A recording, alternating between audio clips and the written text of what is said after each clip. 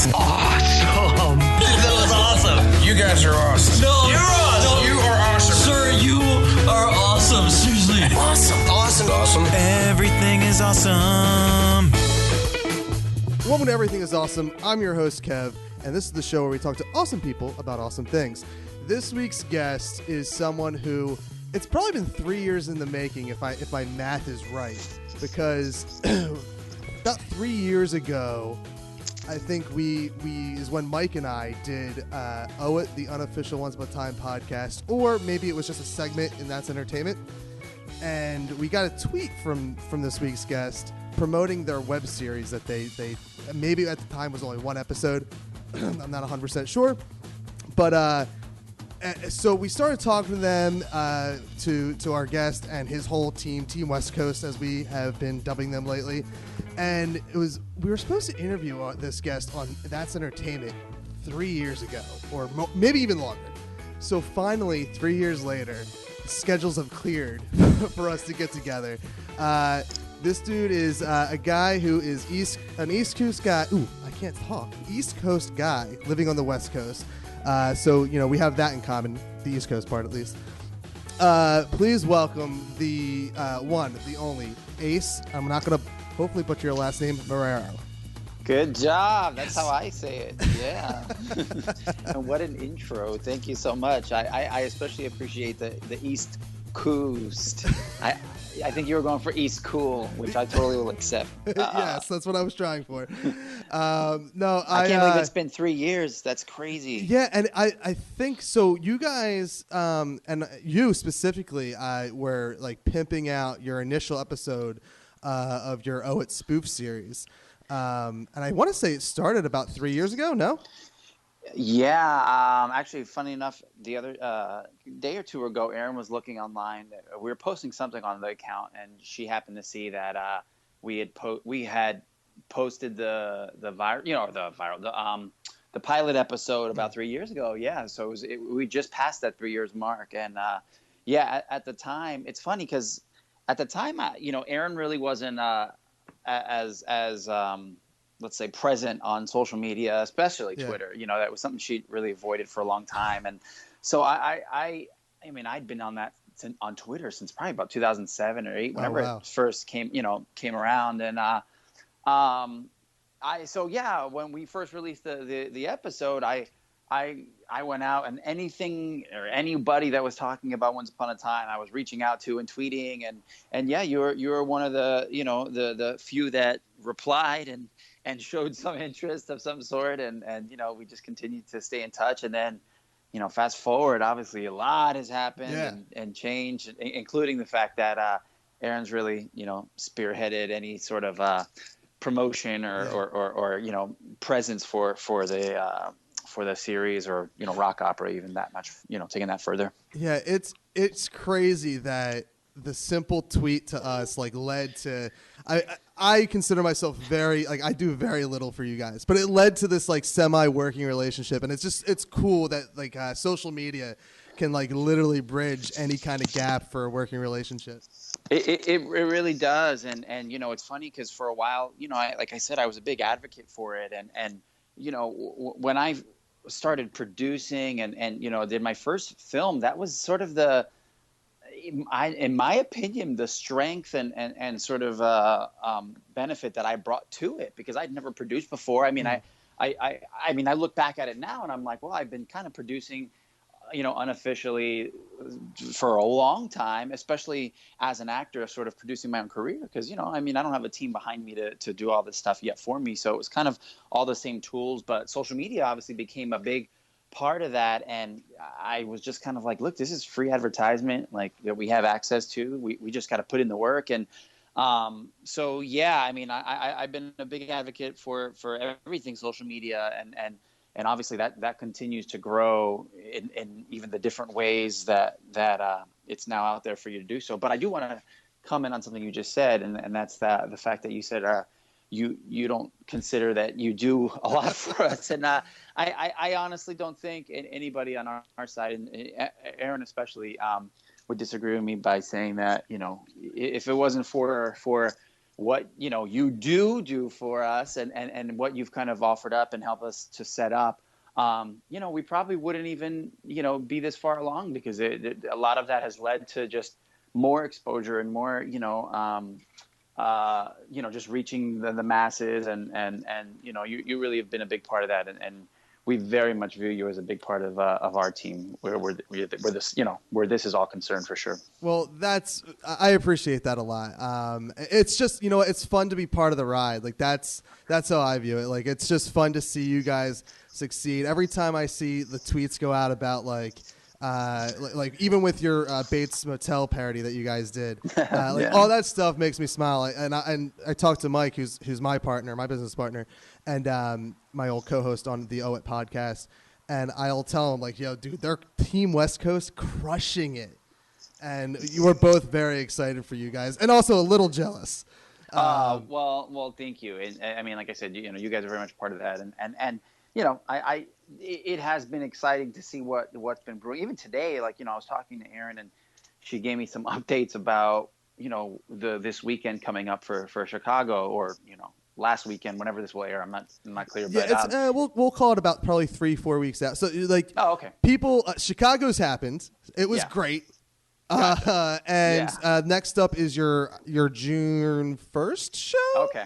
Yeah, Probably? I believe that'll be our East Coast screening for sure. But yeah, there's just going back to that, just so much brewing so quickly, and it's funny. Erin and I joked after Seattle, because at the Seattle convention was when we got to hang with Lana for a while, and talk to her about the rock opera and all that, and then literally we jumped off the plane from our trip there, got home. That was Sunday night, I want to say, or Monday, and then it was Sunday we got home, and then Sunday night we went to bed, so excited because she had heard that Nestor Carbonell from Bates had watched the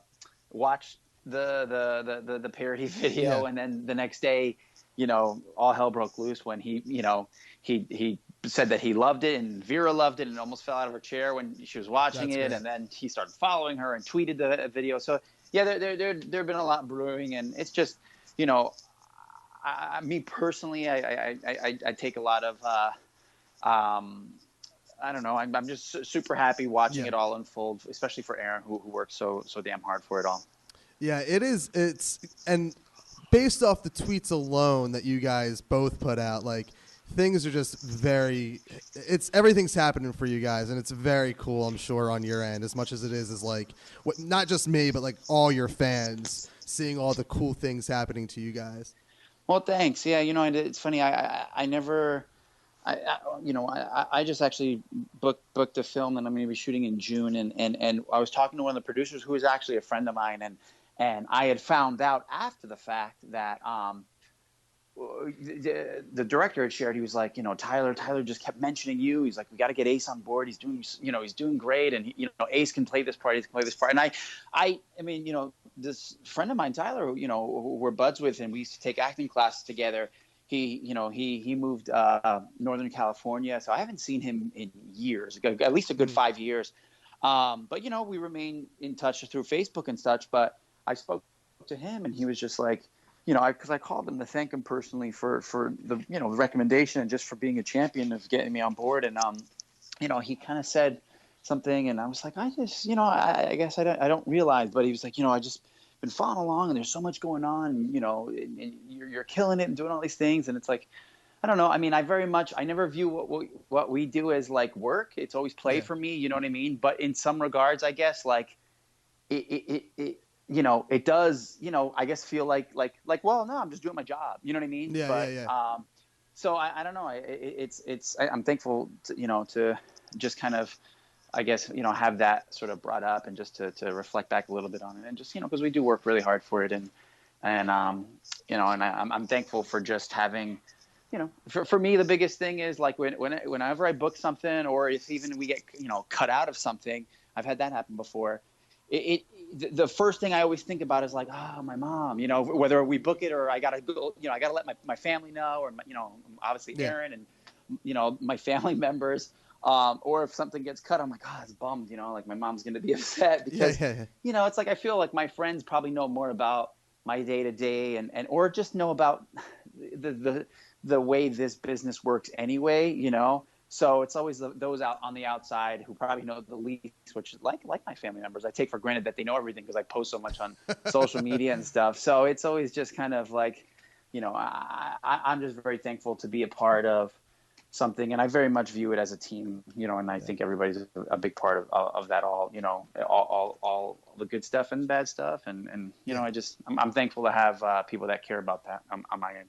Well, it's you won the lottery if like what you're doing doesn't feel like work. Like that's what everyone should dream to do. Like everyone should find what they love doing and then make money off of it, because that's how you win happiness.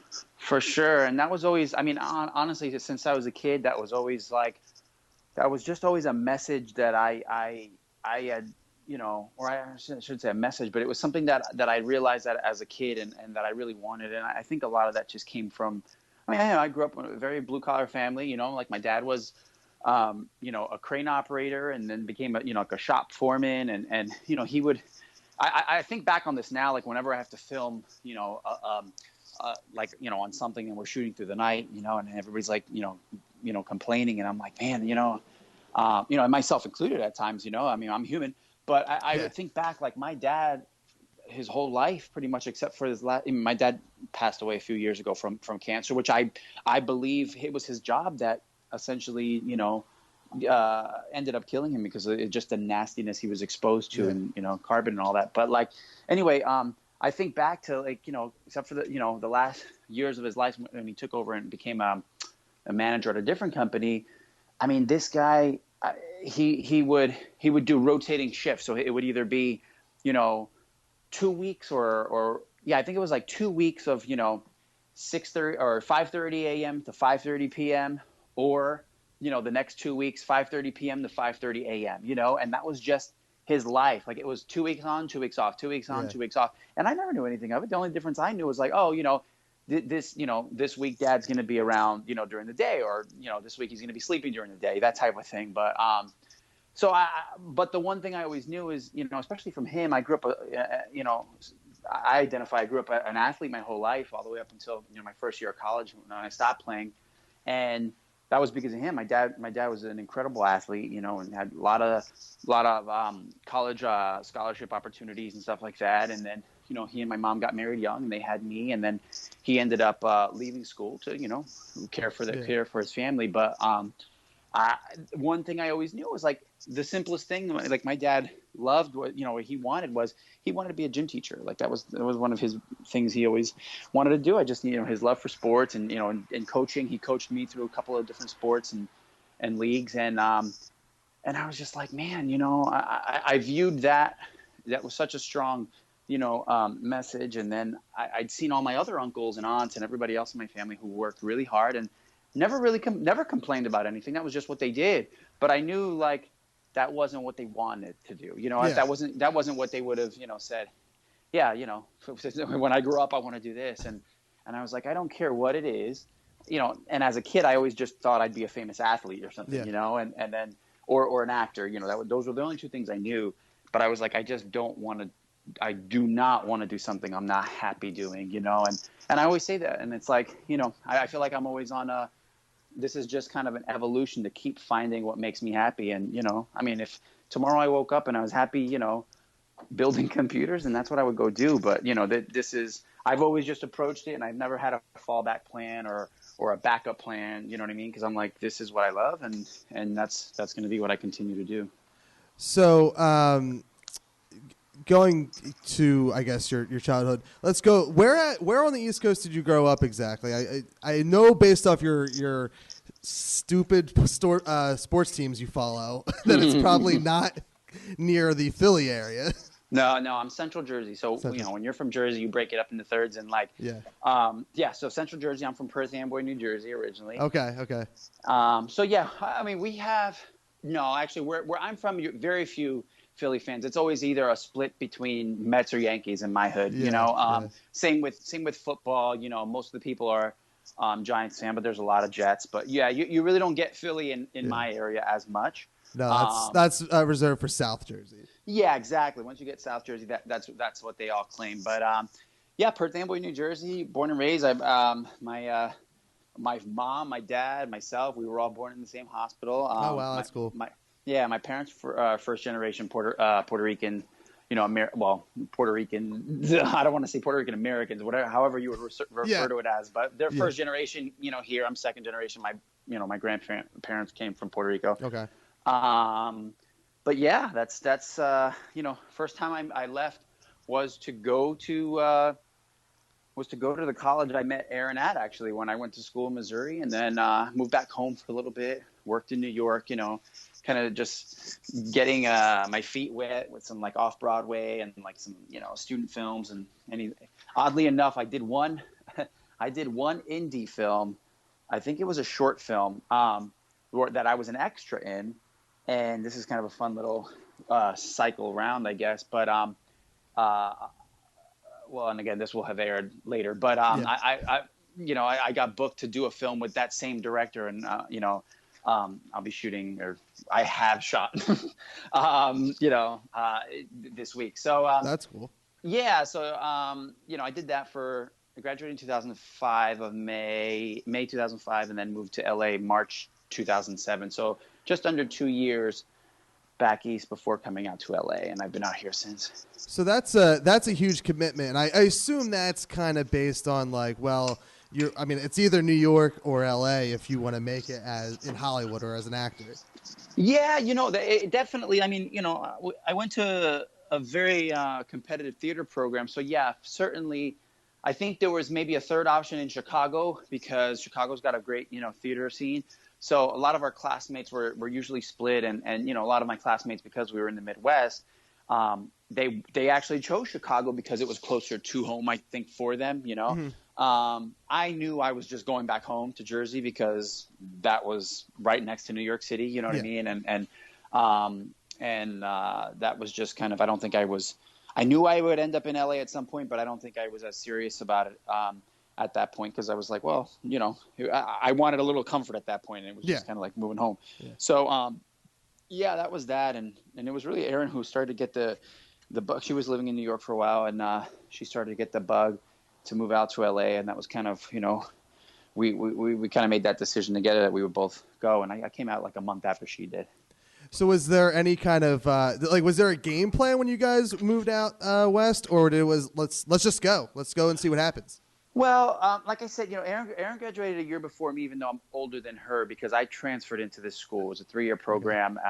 So I had done 3 years of my gen eds at a community college. That's kind of when I started to actually pursue theater, and I started from a technical background because I was an electrician out of high school, and then transitioned to on-stage stuff as I was getting comfortable. But so yeah, I had done 3 years. I was looking to transfer into a BFA program, but a lot of the BFA programs, as I learned, wanted you to jump in as a freshman because they have a very specific curriculum, and it spans 4 years.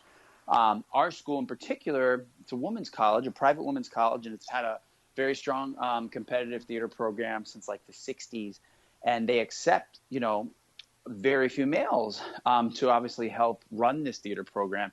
And I auditioned my year, and I was the guy who got in, from their, cross country search.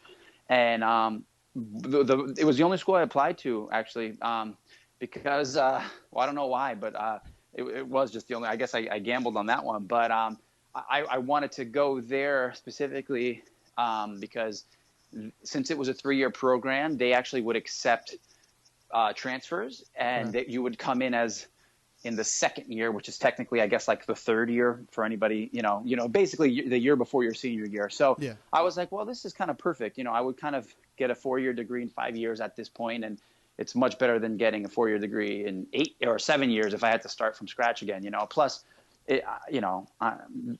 being transparent, the fact that it was a women's college was nice, appealing to me, and plus I wanted to get out of the area. I if NYU offered me a full ride, I probably would have still gone where I did, because I was like, well, this is home. I mean, that's just like, I want to see other places. You know what I mean? I don't want to just go here. And so it really did check off a lot of lot of items on the thing. Plus it was, there's a little money that they offered to the males. And really our agreement was to go there as males. You were there to be in the shows. If you weren't in the shows, or even sometimes if you were in the shows, you also built the shows. So and because I had a technical background, I was like, well, this is cake. This is stuff I've been doing anyway. So yeah, why not? And it was, I credit I think a lot of our classmates and, especially those of us who are continuing to like still pursue this actively, I credit a lot to our college, because I think it was really that moment when I realized, oh, okay, this is,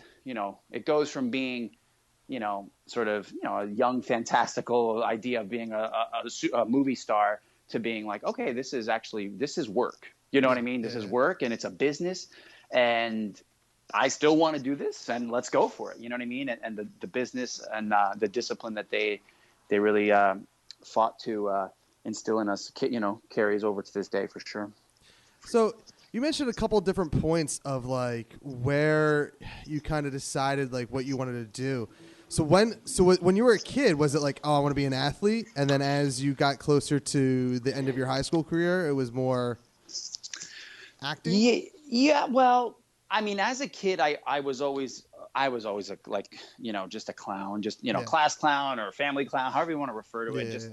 I'm a Leo, we like attention, and I was an only child for first 11 years of my life. So, so I knew how to create, I knew how to entertain myself, you know what I mean? And then my sister came around and, I helped raise my sister. Like, we never had that sort of sibling rivalry because she was so much younger. But, anyway, like I was an active kid. I was in sports, like I said, my dad was an athlete. So I just kind of had that in me. My mom's also, my mom was a cheerleader, but she's also, later in life, she became a personal trainer. So we both just had that like athletic gene, or we all, I should say, had that athletic gene in us. But, I knew as a kid, like I just loved movies, loved TV. And it was as simple as a kid as like, I want to be a movie star. That was kind of always, and I'm sure a million people, everybody says that, but like it was always in there. And, I got involved with some little plays because my program, my schools, we really didn't have that. Sports were our biggest for sure. I mean, when it came time for high school, I played band all through middle school. So that was kind of a nice creative outlet. When it came to high school, my parents were, frankly, it was almost as if I didn't have a choice. They wanted me to attend a vocational school. So I went to a VOTEC and I got my training as an electrician because they wanted me to have a background. They wanted me to have a trade coming out of high school. And maybe that was because I wasn't always the best student, like I wasn't like a DF student. I was definitely like a C student, but it was more of like, it was a C student just because I didn't care. I would always get all the awards for perfect attendance because I always loved going to school and seeing there, but it was social hour for me. And like, I was smart enough to get by, but I didn't care. You know what I mean? Like, it was like, it didn't appeal to me until I got later in my, my school, I guess, career. And then I started pursuing theater and all that other stuff. But, so, maybe they knew like I wasn't, likely to go to college and, they kind of forced that upon me. So we went to a trade school, and my trade school certainly didn't have any sort of creative outlet. It was all sports, and my school, there was soccer, basketball, and baseball. And at that point, I'm a kid growing up, and now I want to be a professional athlete, of course. And I played. Our school had an award called the Ironman Award, and it was given to any student that played all three sports. And I was like, okay, I'm getting that. And so I didn't play soccer. I never played soccer in my life. So my freshman year, I played basketball and baseball, JV. And then sophomore year came around and I varsity lettered in all. And I ended up playing soccer my sophomore year just because the soccer coach was also like our assistant. I want to say it was basketball coach. And he was like, you should play. I'm like, dude, I've never kicked the ball in my life. There's no way. And he really, pushed me to join, and I fell in love with it. It was definitely my aggressive sport because my father played football, and he had some nasty injuries, and that was one thing my parents wouldn't let me do growing up was play football, and I always kind of resented that, But when I played soccer, I mean, I wasn't a big guy, but I was aggressive, man. And I found in that, like, I was taking people out, and I had a really good time playing soccer, and I loved it. And I ended up being the captain of the team the last couple years. And that was kind of at that point when I was looking at, we're getting to the end of my high school career, and I'm like, well, I want to continue playing sports. So I'm like, and I knew I wasn't at that point. I think I knew I wasn't, I was good at sports, but I wasn't excellent at one. I just focused on whatever sport it was of the season. And that's when I started to consider the military, because of my skill set. I had a couple opportunities, and especially one in the military that would have been really strong coming in, at 18 because of my particular skill set already. And I was like, well, I could also play sports. I was looking at which military branch had, their sports teams. And my parents kind of sat me down. I mean, they realized that I was really serious about this and leveled with me. And they kind of had a heart to heart. And they were really the ones who advocated and why, who I really credit with where I am today, because they were the ones in that conversation that were like, hey, what about being an actor? You said you always wanted to do that. And I was like, wow, I mean, I didn't think you guys would be supportive of that, and not to mention none of, the schools that I went to, like our main high school had a theater program, but I didn't go there. And I never really had any other experience outside of that, and they were like, no, like, let's see what's going on. I had an uncle I had a lot of family members in the military, but at that point, one of my uncles was in the Air Force for over 20 something years. And he had, really had a hard heart with my family and was like, don't let him join. This isn't the right time, and this was before 9/11, mind you. Okay. And yeah, he just, they had that talk with me, and that's kind of at the end of that conversation, we left it as like, well, I didn't prep or take any SATs. So, I mean, it's too late to try to, look for other colleges. So let's see what the county college has. And they had a theater program, and it was as simple as that. I just enrolled into that, claimed that I was a theater major and just started going. And funny enough, like I went through my whole, I got my BFA, same BFA as Aaron and a lot of our friends, and same degree, and never once took any standardized test because I went the community college route. And by the time I transferred, they don't look at that. They look at, college credits. So, it was really, at their recommendation and support, and here we are. That's great that your parents were like, yeah, go be an actor. Because there's not, especially like, I feel like we're probably around the same age. I'm maybe a tad bit younger, but like our generation, I feel like the parents tend to not they want you to find a job and like go to school for something that makes sense. Like my parents pushed me for teaching. Because, it's great. You have summers off and yada, yada, yada. And I showed them by dropping out of college and just finding my own way. And that's where, like, today's generation, our generation, and what I hope my kids learn is that, like, hey, like, do what you love. Like, if that involves going to school, great. Like, totally. The one thing I regret is I didn't go to school.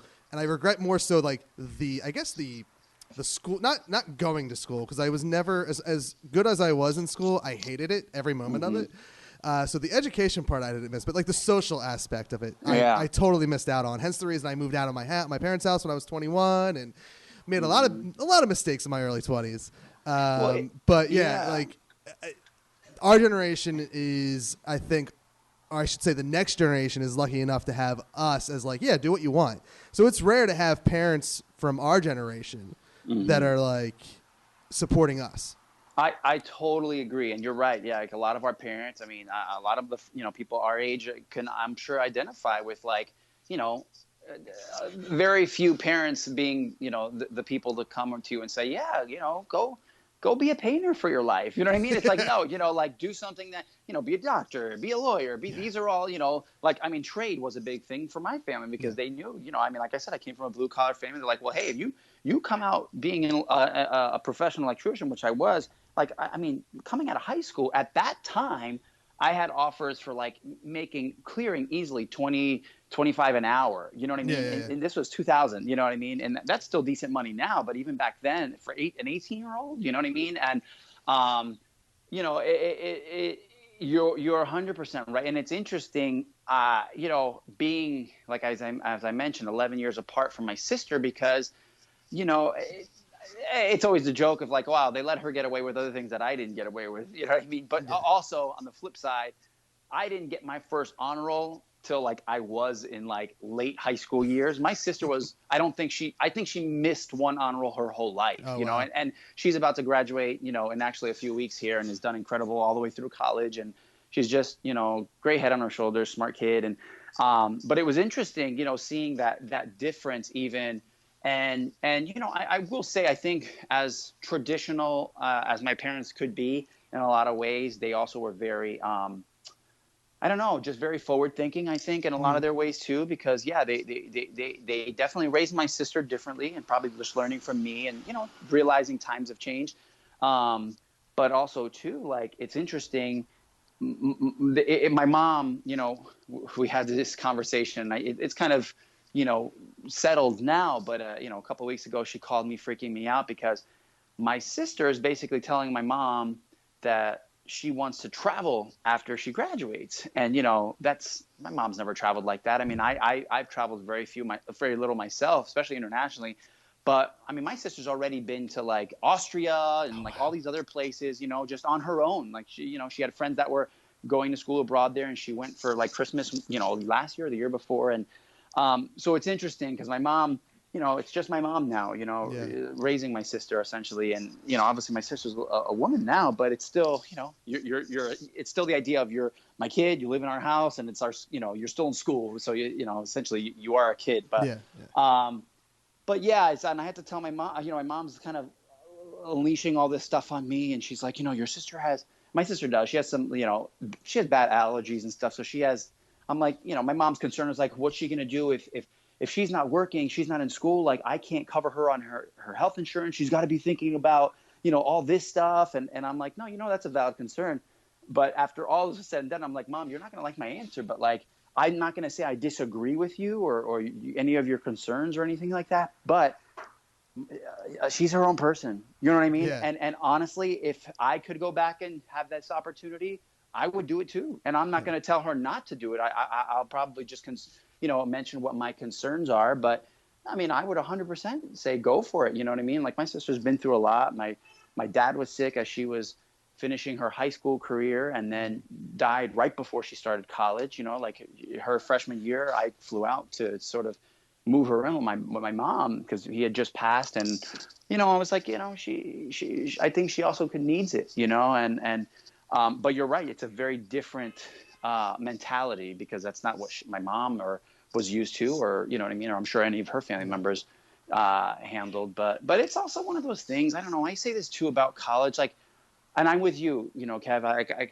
and I have a kid. Like, I mean, sure, I would want them to play sports, or I'm sure want them to act, or want them to do this. But honestly, I think at the end of it, it's all like, hey, like I just want to support them in what they want to do, and not force anything on them. I mean, I'm a perfect example, and I think like I know that I didn't have to go to college to get to where I am right now, and I certainly I went to college, but I barely went to college as far as Erin spent 2-3 years of her high school career studying for the SATs that I never even took, Yeah. And we have the same degree hanging, well, we don't have anything hanging on our wall, but we will one day. But so it's the same idea, and I always say, I'm like, I think it's kind of ridiculous that our culture, or I mean, it's not just our culture, but like, well, in some ways, like we put so much emphasis on college prep.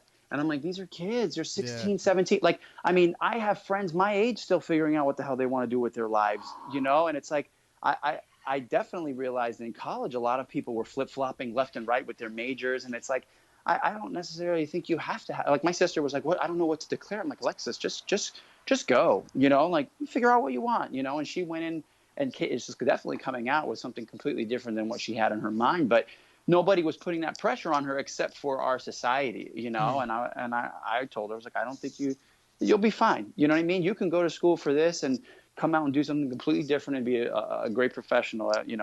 I honestly think a lot of, there's a lot to having common sense and not street smarts necessarily in a simple way, but in some ways that, I think, you don't have to be behind a book your whole life to be successful in life. No, and like when you're young is the time to do the things that I guess your parents would probably think are silly and stupid, like traveling the world. Sure. I had a job that involved me traveling at least the country, the United States, and like I'm glad I did it. I look back and don't know how I did it, and I would never do it now. Like, Right. I'll be 32 in July. There's no way I can do it now. I just figured out about 3-4 years ago, like what I really want to do, which is not what I'm doing professionally at all. Like, I figured out, like, I want to write and I want to direct. Like, Yeah. it took me. Most kids, I would say, most people probably get that, like when they're at least teenagers, if not before that. Like you were describing, like you had the actor bug when you were a kid.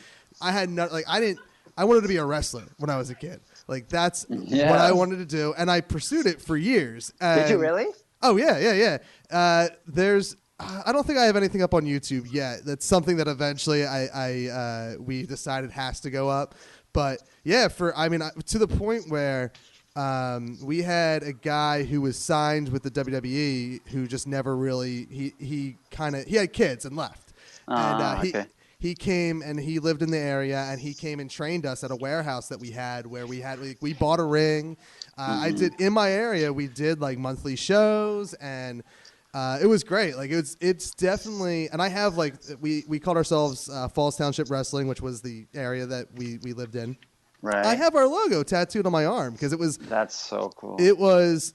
I probably wrestled from. I was probably 16 when I started in the backyard, and I wrestled up until like I broke my ankle in my early 20s. So I wrestled for like probably almost a third of my life. Wow. And it was the best. I mean, the way I always, because people say you're an idiot for doing it, like, and I get it. Like some people just don't understand wrestling, and for me that was. And this is something that's kind of a theme of that we've discovered on the show is like that was my creative outlet. That was my storytelling. Like when you're a teenager or even like a young adult, you have a lot of feelings going on in your body, and it's just crazy. And you need something. Some people need to talk to somebody. Some people need to have a creative outlet. And I used wrestling for mine. Can you hear me, Ace? Kev, can you hear me? Yeah. Yeah, somebody must have that's what happens when you have a name Ace at the top. It's always like I get all these butt dials from random. It was somebody butt dial FaceTiming me. Okay. I apologize. So you were saying when you're a kid or a teenager. Yeah, so when you're a kid or a teenager or even like a young adult, like you have all these conflicting emotions. And you need some people need to go and talk to somebody about it. Other people need like almost every musician I've talked to, like that's what they did. They played music. Me, I hit people with chairs. Like that was my creative outlet. And that was like, I will never trade that time in the world for anything. Like that was, I could have been doing drugs. Like I could have been sticking needles in my arm. I could have been doing, if the worst thing my son ever comes to me and says is I'm going to go wrestle and like hit someone in the head with a chair or get hit in the head with a chair, I'll be cool with that. Like, all right, like let me show you how to do it. But other than that, like just don't stick a needle in your arm or do anything dumb. Totally. Or like go see, like talk to somebody if that's your thing. So that's like that. So wrestling that was my thing when I was a kid. And then finally, like, I think I just watched enough Kevin Smith movies where I was like, I want to be Kevin Smith. Like I just want to write and I want to direct. And ironically, like we started podcasting at the same time. Like I think he started in 2006 and I started in 2006. So, that's funny. So like I've always kind of expressed myself as like the thinner, less famous Kevin Smith. That's a good. Then one day you'll have a way better way to describe it. I'm sure with everything going on. I'm working my way up to the less famous Chris Hardwick. That's what I'm working my way up to. All right. It's funny. I didn't know that about you as far as professional wrestling aspirations and all that. And this may be its own podcast, one day that we can record. But I'm with you on that. It's funny. To this day, I swear, one of like my dreams. If somebody's like, "What's your dream role or type of movie or person you want to work to?" I would absolutely love to have an angle for a couple of weeks on in WWE where like how David Arquette did back in WWE. Or obviously The Rock is that person now, but obviously he's got a big track record. But like to come on like Shaquille did, you know, in Mania, this you know, recent one. But no, that was very much. I mean, that I identified with that, and I argued so many people. It's like same thing you were saying. Like, you know, people didn't get, you know, professional wrestling, and for me, it was like an athlete and being in entertainment. Like those were the two elements that I'm like, no wonder I love it so much, you know, and especially the heyday for me, you know, I grew up watching Ultimate Warrior and Hulk Hogan and all those, but then getting into, you know, the Attitude Era with The Rock and Stone Cold, and it's like, yeah, I would turn that on, and we would all turn that on to watch these 15-minute promos, and you know, yeah, there were some, you know, gifted athletic people, but a lot of it was the entertaining elements that I loved about it, and like the psychology that went behind, you know, behind it all.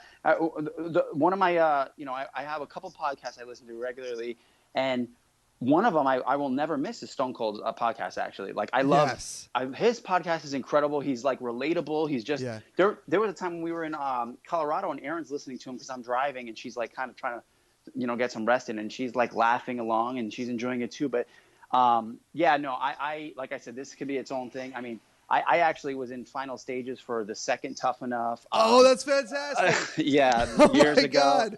I met Stone Cold a long time ago and was by chance in a you know, a 2-page like centerfold spread of a WWF magazine because they took a picture of him signing autographs and I was the kid he was signing the autograph. That's so cool. Years later, when we premiered our movie Madison County, we had an encore screening because we sold out the festival, and we went back and it was a much more laid back night, and there's Stone Cold, and I'm like, no shit. And I looked to, you know, the director and the, you know, our team, the director and the producer, and I'm like, guys, Stone Cold's over there, and they're like losing their mind, and I just walk up to him like, Steve, you know, huge fan, like what are you out here for? And he was the coolest dude, man. Just like if you listen on this podcast, and you know, he was there because his manager was directing his first film, and it was in the festival, and just a real cool dude. We actually sort of stood in touch through Twitter, and then like about, I don't know, maybe about 4 months after that, I was somewhere. Oh, I was in Arkansas, and there was a big 316 carved onto this bar, and I took a picture and posted it on Twitter, and, you know, tagged him on it. And then he started following me, and he still follows me, and I'll talk to him every once in a while. Like, I'll listen to something funny in his podcast, and I'll write him, and he writes back. I mean, just to, you know, as a wrestling fan, I'm sure you would appreciate it. I'm smiling ear to ear. And, oh, dude.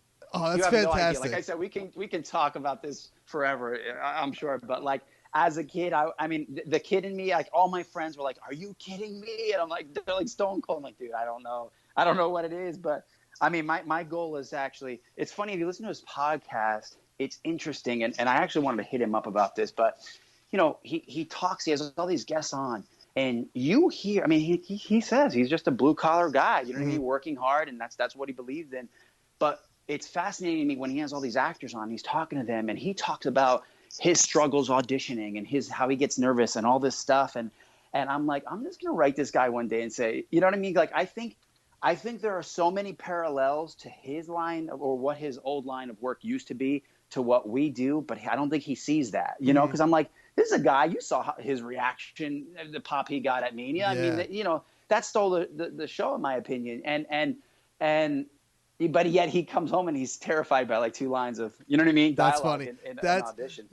It's great to see when like the I guess the super celebrity, the super famous, when they're just normal people, because they are at the end of the day, and that's absolutely, that's fantastic. Oh my God, we do next time you're on, we'll just have to have an all wrestling discussion because. I don't follow it often anymore. I'll try to catch like the big things every now and then. I'm like you, yeah. It's ever since the Attitude Era / like Shawn Michaels was my guy. Like I mean, I debuted as in the backyard as Heartbreak Kev.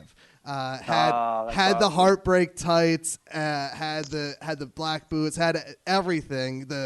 Remember the motorcycle? I don't know if you watched it when he was around, but the motorcycle helmet type deal with the zebra print, the heart glasses. Yeah, of course. I had the gloves. Oh God, if those pictures exist, they would be such an embarrassment. But they were so. I mean, I want to say, and I'm not like I was always a skinny, lanky kid. Now I'm just like a kind of flabby adult. So I used to, like, when I was Heartbreak Kev, I wrestled as a skinny, lanky kid with the shirt off. And it was like, there's a picture floating around somewhere that's just me doing the Shawn Michaels pose. And That's awesome. Oh my God. It is. Wrestling was and that is actually probably where the source of my like wanting to be an entertainer comes from, because I would never claim to be a writer or an author, because I dabble in writing books too.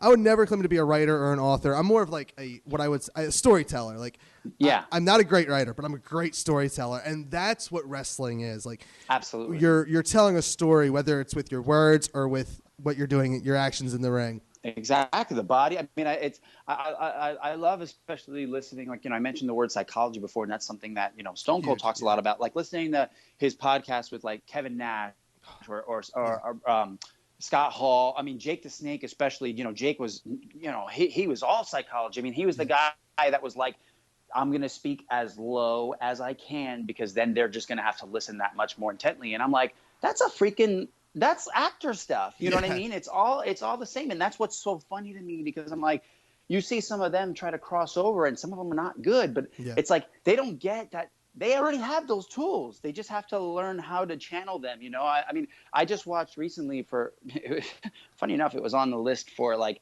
research from this director that I'm going to do this film with, They Live, with Roddy Piper. Okay. And like, he does a great job in that movie. And I'm like, like, as an actor, like Roddy Piper does a really solid job in that movie. I was really impressed, and I'm like, that was somebody who just got it. And it's funny listening to stories of, people that knew him, around the time he died. Everybody was talking about him on all their podcasts, and that's what everybody said. They're like, that guy was just, he wasn't the crazy Roddy Piper we see in the ring, but like, he was not far from that. He was just a good down to earth guy, but he lived very closely to his own gimmick, essentially. And you're like, well, yeah, that's why he gets it. He just, the hardest thing to do as an actor is when somebody's like, hey man, I have this role, like, it's perfect for you. You just have to be yourself, because nobody knows what that means, and they all start to try to, act, and very few of them are natural at that. But in the ring, I mean, they get out there and they sell that story. It's like, and how good did,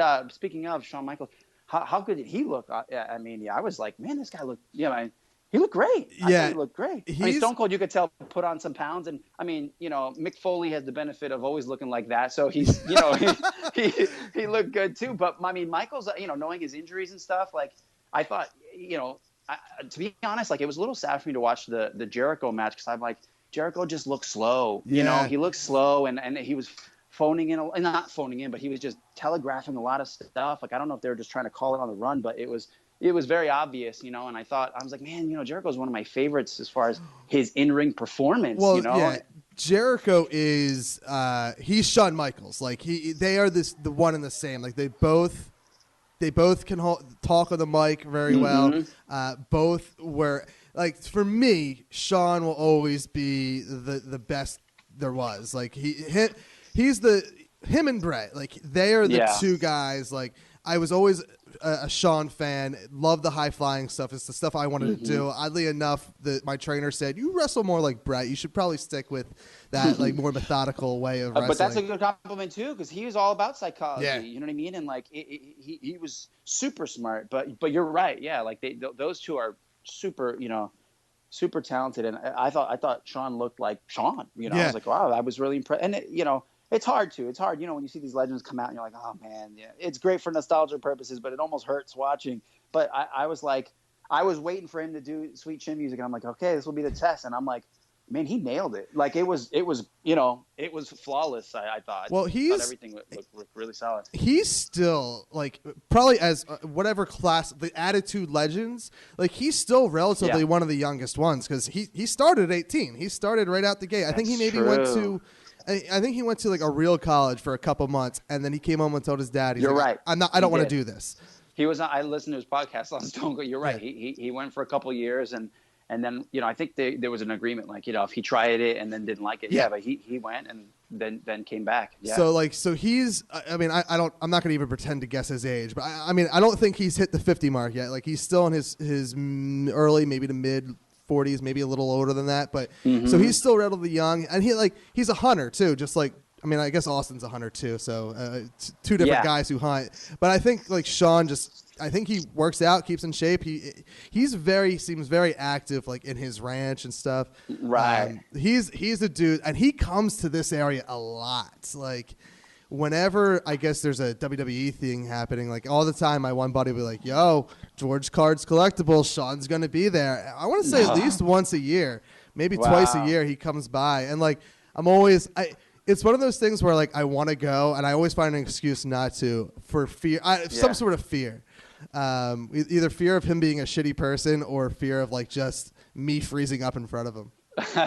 That's very valid, man. I know that feeling of like showing up and you're like, oh man, you just kind of ruined my idea of what I mean, like since I was a kid. But it's funny. I was telling somebody the other day. I'm like, to this day, concerts, any live performances, anything, like one of my hands down, like at the top of the list is like a live not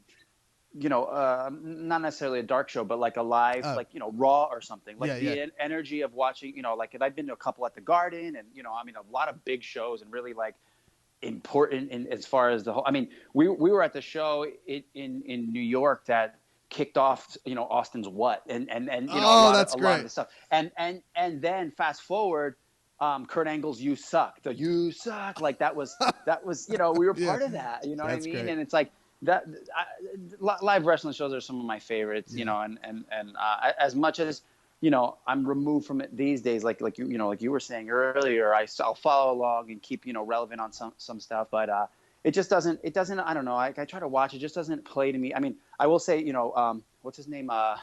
Bray Wyatt. Am I saying that? No. What the hell is his name? Bray Wyatt. I want to say is his name.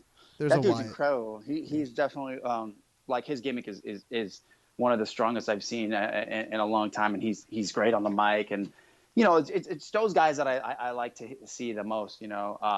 Those guys cutting promos and stuff. I mean. Everybody's super incredible athletes now, but it's also become like a body competition in a lot of ways. I'm like, I'm not as much into that as what I was used to growing up. Yeah, one of the last things I'll say on wrestling, so that we can move on with other things, is I have a buddy who still follows it almost religiously, and he said WWE, like Raw and SmackDown, that's what you watch if you really just want to like take up like 9 hours of your week. Right. And see mediocre wrestling and just a lot of talking. Their NXT product, which I've only seen a little bit of, and I just off that, like that's where you go to see a nice tight show. Like they get this, it's almost like the WWE of when we were kids. Like it's a tight wrestling show and entertaining. Yeah, I've heard that, and interesting enough, I know I've mentioned like 8 times already, but I was listening to Triple H on Steve's podcast, and he was talking a lot about that. I guess that's his baby, right? NXT, if I'm understanding correctly. And they talk specifically about that. Like Steve's very candid on there, talking about how he feels the business is, or and like they always talk about how they used to do. They used to tour together and drive, and now they all fly, so they lose out on this camaraderie with the older guys, and that was really when they learned. And Triple H was saying, he wants to bring a lot of that back with these guys and really make it more about, more of what it used to be, But it's hard because you have to cater to, us essentially like the YouTube crowd these days. You know what I mean? And it is a tough balance, but I've heard that about NXT, and I should give it a shot. I really do want to watch it more often because I feel like that would bring my love of wrestling back. And like Samoa Joe is a guy who is, I think, from around these parts, or at least he made a name for himself in these parts with Ring of Honor, and he's like the NXT champ now or something. Yeah, I've heard a lot about him too, as far as the work he's put in. And funny enough, it kind of goes in line with what we're talking about. Like that guy, his platform sort of for the longest time was up. He was a dancer with his parents. They performed a specific what's his Samoan dance, I want to say. They have like and they traveled as a kid, and he would have to go out, and they would do like massive shows. You know what I mean? And like he'd MC and do all this stuff, but like he had a background as a performer before he was a professional wrestler, and then obviously just used his body and his athleticism to sort of transition. But they go so much hand in hand, man. They really do. Wrestling does really kind of transcend almost every medium out there for abilities needed in performing the job. And especially what they go through and put their bodies through, and they have no off season, obviously. Yeah, I mean, I'm not them by any stretch of the imagination, but I did it, and it is like that's the reason I have bad knees. It's the reason that I know I've been concussed a few times. I know it's the reason I have bad memory. I know it's why my back hurts every single day. Wow. And it's like it's not. I mean, again, I wouldn't trade it in the world. Every moment of that was so fun, and I mean, and that's why that when the wrestlers are there performing, like they're not there for the money. I mean, they may be being paid well, but they're there for the love of the sport because they are literally, for some guys, killing themselves. Oh, absolutely. I mean, you watch any documentaries or listen to these guys speak, and you get that it's like that idea or what everybody thinks of when you're like, oh, I'm living the rock star life. I mean, that's what they are. That's what they do it for. It's that it becomes their drug, Yeah. and that's sadly what leads to some of their demises as well. Obviously, as we all know, but yeah, you're right. And like I said, I mean, I to this day, I think the biggest audience I've ever been in front of live. It's a good balance. I don't know what that like. I remember a while ago, Aaron and a couple of our friends, they went to Universal and we did they had a live like Fear Factor show. It was like about 40 minutes long. You kind of interview, and then if they picked you, you got to do the show. And we did it, and it was a huge filled theater. It was like the real show. It was crazy. That was an incredible buzz. And then doing the Aladdin show, oddly enough, at Disney, that's like a 2,000 plus seat theater. But as far as being on a stage, that's probably the biggest that I've performed in front of. And that buzz is live. I mean, I actually in November I did a concert with my friend who actually is like a rock star, and I did a number with her. It was when I was posting those videos as the Village People. We did YMCA, okay. Yeah. And like that was like maybe about 100, 200 people in there. But I could not tell you, like, I can't explain the buzz that I felt from only 200 people. And I'm like, imagine what these wrestlers are feeling, man, when there's tens of thousands of people that they go out and people are just waiting, on bated, what I mean, just waiting for them to speak a word. I mean, that's some powerful stuff for sure. I mean, that crowd there, the 150, 200 people is the crowds that we usually worked in the, independent scene, I guess we'll say. And as nerve-wracking as that was, like it is, and I, playing a bad guy usually helps, but like being able to like, I don't know, get a reaction from the crowd is just, it is such a high. Oh yeah, man. Yeah. So awesome. So let's kind of go back to when you got to LA, and because you mentioned Aladdin. So what was like the first big thing you did when you moved out to LA? So I took a couple months just to get my bearings. I didn't have a car out here. Obviously, it's a little different than New York. So and oddly enough, in December it'll be 2 years that I don't have a car again. Like I don't have one now. Aaron has one that we'll split every once in a while. But with Uber and all these public transportation becoming really accessible, I've just kind of let it go for now. But but my first couple of months I didn't have one, and I just wanted to get a job, get an apartment, get all that stuff. And then about 3 months in. I got a car around my birthday in July, and I started to, submit and go on auditions. And then the writer's strike hit. I mean, I didn't really know any different. I mean, I see the city shutting down around me and people freaking out, but obviously I was kind of ignorant to it because I really didn't know the severity of it all. But I ended up booking this educational series, and it was like 45, 50 episodes that we filmed of this thing, and I was the lead of it. And it was an educational series basically teaching English to Spanish speakers. And what they would do is they basically tried to find the niche in this sort of teaching of this to basically have instead of doing normal lessons and vocabulary and stuff, they would do all that, but then the lessons, the words or the sentences or whatever, the nouns of the week, they were all incorporated into this weekly episode of this show, like telenovela style, like, like a soap opera. So like they were, like from like 5 to 7 minutes long each week, and we would basically have throughout our show written, written in some of the verbiage or nouns and stuff, so they could follow along and get context to it. You know what I mean? And it'd just be more entertaining for them. Mm-hmm. So yeah, I did that. That provided me with work for almost about a year. And that was through the strike. And again, I was just kind of lucky to have work and a paying job. And, and then I was missing theater, and I auditioned for this show called La Cage aux Folles, which is basically the Birdcage, what the Birdcage is based off of, the movie Birdcage with Nathan Lane and Robin Williams. Great, yeah, that's a great film. Great film, right? And so I auditioned for that, and in college I never had played any leads in musicals, but of course this was a musical, and I ended up getting the lead in that.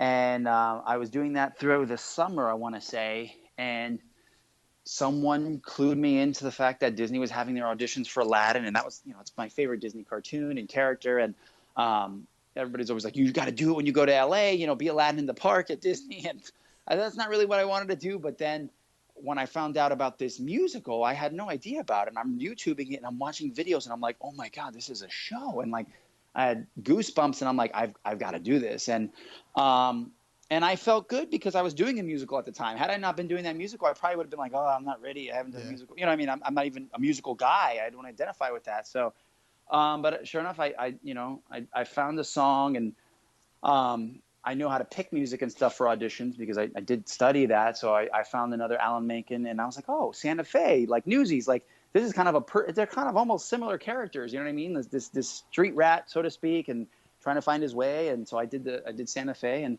I ended up getting the part, and I did that for 3 years. 2 of those years were I was regular Saturday and Sundays. Those were my days. Mm-hmm. The last year I was a sub. I was kind of traveling back and forth home a lot because that was when my dad was sick. Oh, okay. So I just dropped my status down to a sub just to kind of pick up as I was able.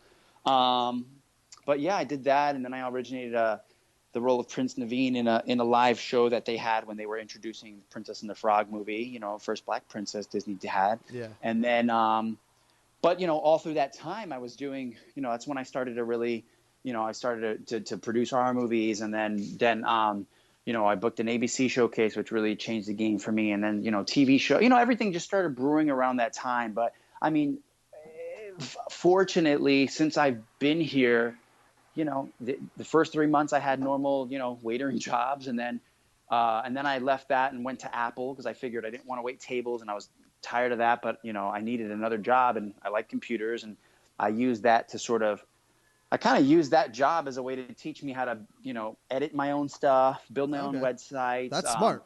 Yeah, just do all the stuff that I needed to do that I was paying other people to do as an actor. And I'm like, well, I'd rather learn it myself.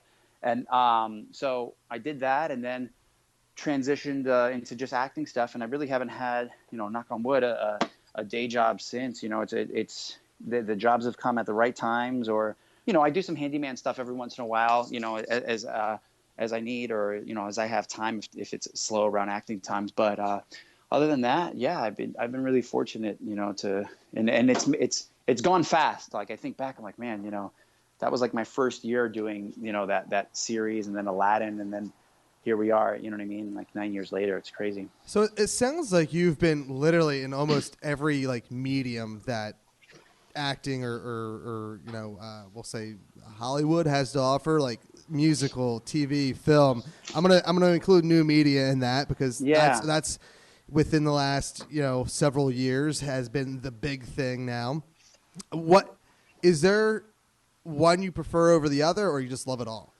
It's interesting you say that. I never really looked at it that way, but yeah, I guess so. I mean, obviously I come from the theater. I always identify with that as home, essentially. And I love theater. And when I first moved here, because I'd done La Cage, then I'd done Aladdin, then I did, another show. It's like, I had this, I was like, I every year I want to do at least one play. That's important to me. I think it's a different muscle, and it's a different experience, and I just love it. And it didn't work out like that, like 1 or 2 years, but that's always very important to me. And I have aspirations to do Broadway too one day, that type of thing. And but my end game or I guess, dream was always like movies, major motion pictures and, TV now has changed a little bit because, the types of TV we have, like shows, because of shows on Netflix or you have the Daredevils and but then you have all the shows on HBO and Showtimes, you know what I mean? Like House of Lies, House of Cards is one of my favorite shows, but House of Lies with Don Cheadle is hands down, like if I can pick one show to be on right now, actually that's probably a toss up between that and Game of Thrones, but that's to give you an idea of how much I like that show. You know what I mean? Like I love that. So, I would do shows like that ideally. New media, to me, new media, I don't know. I guess I don't really view them necessarily as a divide. They're all films to me in some ways. I think, the sketches and stuff like that tend to be a lot of new media, and I love doing stuff like that. But I don't know. I guess I always looked at it like film, television, theater. Those were always kind of the way I broke it down, and I would probably say film, theater, television would be my ideals. Okay. If I were to have a choice. TV is growing strong on that, but I do think because I come from theater, I just have, and it's a different beast. There's a live energy there that, like we talked about, that is just unprecedented, but unfortunately, theater just doesn't pay. You know what I mean? Unless you're Lin-Manuel Miranda in Hamilton. You know what I mean? Yeah. But those guys are going to start charging $1,000 a ticket, which in my opinion is shameful, to be honest. But especially for theater, because it's like theater is having such a hard time sticking around, and it's been this way for so long. And it's like it's because they do stuff like that. It's like I have friends that are on Broadway shows that are scraping by worse than I am, and it's because they're having a harder time, getting into these shows, because when you're going to start charging $600-700 a ticket, they're not going to put people like me in there who have the talent, who have the training, and who have everything, but don't have the name recognition, because they need to sell those $600 tickets, And so I don't know. I have my own feelings about that, but yeah, I think there's something, Kevin, about. I mean, I'll go in to watch a movie that credit those those major motion picture studio logos roll, and I get anxious. I actually do, like, especially when I watch, like, I'm a big blockbuster superhero, action guy. Like that's my dream. If I could be in a Marvel movie, I would kill. But that's me. I want to film a Marvel movie. Yeah, I literally get short of breath, and for the first couple minutes, I get tense, because it's like I just feel in me like, oh my God, this I want to do this so badly. Yeah. So film just gives me that feeling like no other. And then I would say watching a live theater show, like when I get that buzz and feeling too, like it makes me so jazzed about acting and so jazzed about wanting to do theater. So there's a similar vibe, but it's not as strong as me watching film, for sure, or wanting to be in that. What's your dream superhero role? Oh man. I don't know. Honestly, I wasn't a big comic book guy growing up. I wasn't. So I wasn't as well versed. I know more comic book characters now because of our world and how they exploit them. But, I loved Wolverine as a kid. You know what I mean? I loved Batman and very much the basics, because those were, I was just exposed to the bigger ones, I think, having seen Daredevil now, I'm like, damn it. Like, Ryan Reynolds hit the freaking jackpot, man. That's like a perfect, what'd I say? Daredevil. I'm sorry. Deadpool. Yeah. Thanks, Aaron. Having seen Deadpool, I'm like, that's like, talk about playing to my sensibilities, like the comedic stuff, the action stuff, like the sarcasm. Like I very much love that character, but obviously we know he's going to be married to that forever. Well, yeah, Deadpool changed the game. I expect different things coming from my superhero movies now because of that. Yeah. I know everything can't be Deadpool, but it really did set a bar. I didn't go see Batman versus Superman because, Man of Steel, in my opinion, was garbage. So I wanted to see Batman versus Superman because I'm a Ben Affleck fan. And from what I've heard, if that's the case, I'll enjoy the movie, at least his parts. But Yeah, I didn't think he did a bad job. I really didn't. Yeah. But I mean, I Batman versus Superman had the uber success of Deadpool, and also the aftermath of Civil War coming out just a month or two after that. Yeah. So like, I felt kind of bad, but kind of knew going in, just like there was. I mean, Marvel did it right. I know you don't want to be Marvel, but take a blueprint that works. Honestly, like it very much had. I will say this: I'm more concerned, honestly, for Suicide Squad in that regard than I was for Batman vs Superman going into it, because it definitely had the ability to be a much better film and easily one that would be comparable to, the better of the Marvel branches, and I don't necessarily think it has anything to do with like the Deadpool success or Captain America, because the problems, at least for me, that I had with it were all controllable from a directing and acting standpoint. You know what I mean? Like I never had a problem with Henry Cavill, but like, and then this is again what I kind of blame more on the directing is just it felt like what they tried to do was take the influence of Christopher Nolan in the sense that, like, he made an Academy Award winning actor out of that movie. You know what I mean? Out of Dark Knight. And it's like every superhero movie after tried to really make it more like show, that these can be dramas, you know what I mean? Just with extraordinary circumstances. And they like drank too much of their own Kool-Aid, it felt, because they got so it's almost like self-involved with it, where it's like, guys, just tell the story. Like, this is Batman versus Superman. We all are coming in with expectations to see them fight. It's not Batman and Superman. It's Batman versus Superman. You know what I mean? Like, let's see them verse each other. And it's like, it's just, some of it just felt a little much. And honestly, like, for me, the last hour 15 minutes of the movie could start there and it could be incredible. But it's all the stuff beforehand that they try to make it too dramatic and too actory. And it's like, no, guys, like, get to the good stuff. And I'm not saying I just want to see fighting and all this stuff, but it was just like they did a great job of selling drama and selling all those other elements in that during that time than they did just trying to you know what I mean? Like simply just speak words. And it's like, no, guys, now we're seeing all the weaknesses. You know what I mean? Like this isn't Heath Ledger. This isn't,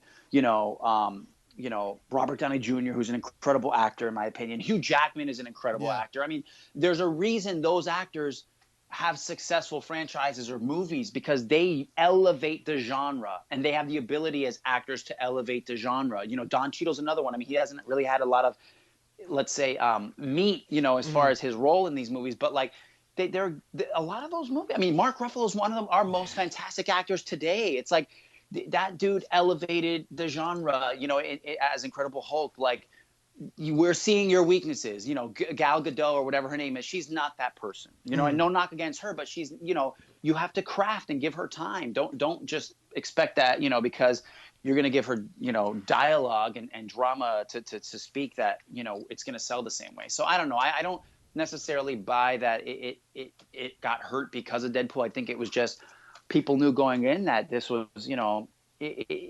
unfortunately, because of who it was directed by, people knew that going in. A lot of people are not fans of his, and he's notorious for saying he doesn't care as much as about actors' performances. So it's like, what do you expect people to think? It's the fact that there's a world where there was a Batman versus Superman movie that I didn't go to, and I'm looking more forward to, like, Suicide Squad, which is really just like a title that really, I can't believe they're doing it, because it doesn't seem like it would work. But based off the trailers alone, like, I was like, I'm sold for Suicide Squad. Batman versus Superman, like, you didn't win me. And it was hard to lose me, because you had Batman in it and you had Ben Affleck, who I'm a huge fan of, playing Batman. Right. Like you had big pluses for me, and I'm still shocked that I haven't gone to go see it yet. There's a lot of people like that. I can't tell you how many, like, Aaron's, like, my sister-in-law, Aaron's sister, her boyfriend is a huge Batman nerd. I mean, huge Batman nerd.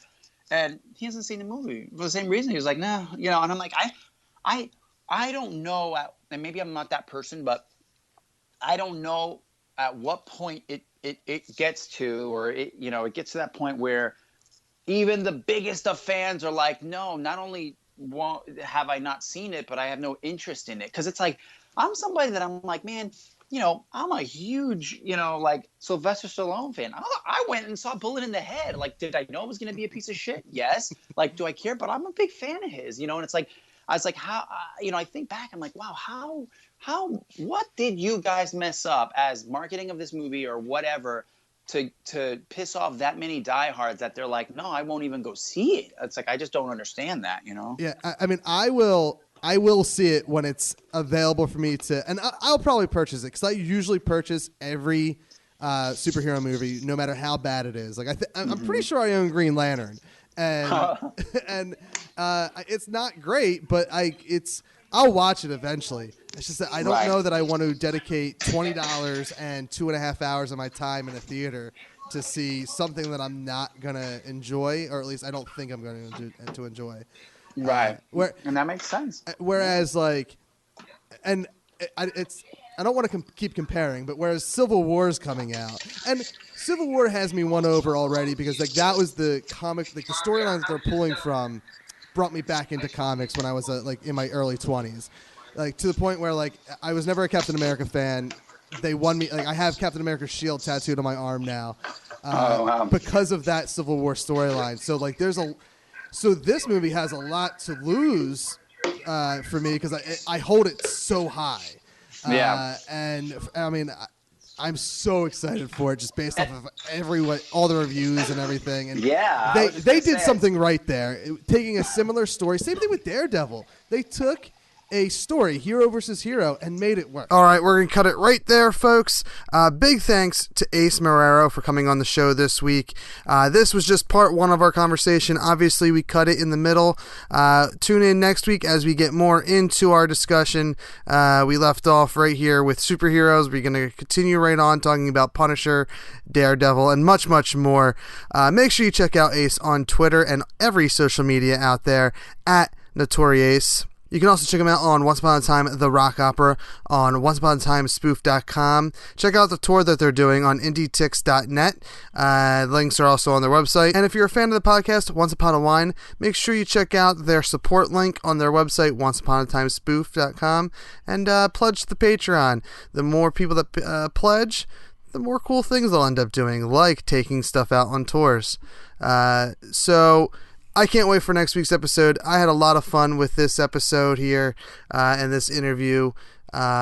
Ace was an awesome person to talk with. He is one of the few guests that I had that can out-talk me. So it was a lot of fun to sit down and do this interview, and I can't wait for you guys to listen to the next half of this.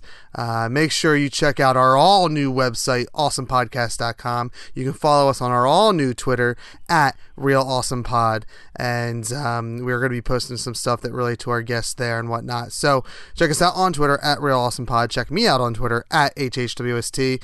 And for Everything is Awesome, I'm Kev, and you're listening to us right here, only on awesomepodcast.com. Everything is Awesome is produced by Crude Humor Studios. For more information about the podcast, please visit us online at awesomepodcast.com. Or if you're interested in advertising on the show, please email us at advertising@crudehumorstudios.com. Stream and download all episodes on iTunes. While you're there, please consider leaving a 5-star review. If you're a fan of the show, please let us know by following us on Twitter and Instagram at ThatEntertains.